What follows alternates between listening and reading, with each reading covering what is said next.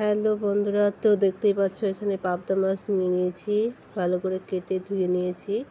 মাছগুলো কেটে ধুয়ে নিয়ে এখন মশলা নিয়ে নিয়েছি। মশলাগুলো দেখিয়ে দিলাম। এখন হলুদ লবণ মেখে রেখেছি মাছটাতে। তারপর কড়াই বসিয়ে দিয়েছি উনুনে।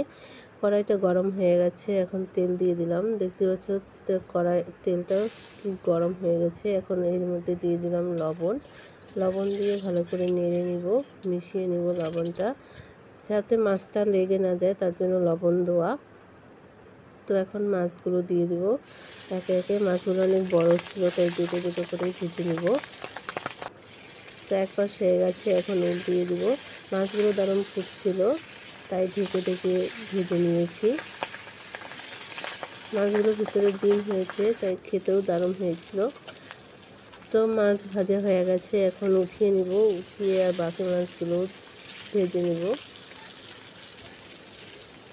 মাছগুলো তুলে নিলাম।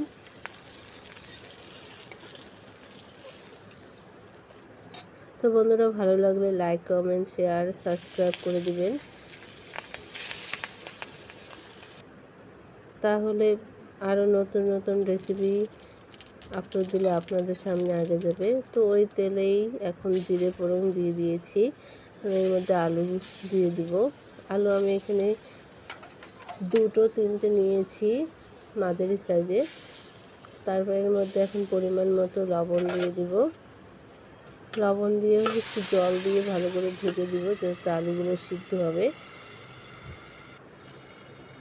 তো সিদ্ধ হয়ে গেছে, এখন তুলে নিলাম ঢাকনা। এখন ভালো করে মশলাগুলো দিব। জিরা আদা বাটা,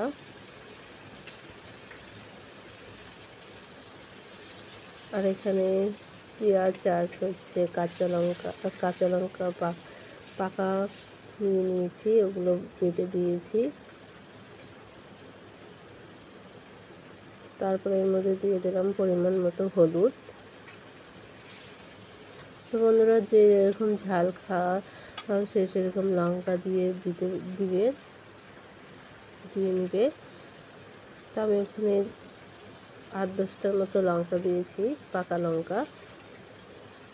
তারপরে জল দিয়ে দিলাম, সামান্য একটু জল দিয়ে ভালো করে কষিয়ে নিব। দেখতে পাচ্ছ কষানো প্রায় হয়ে এসেছে, তেল ছেড়ে দিয়েছে।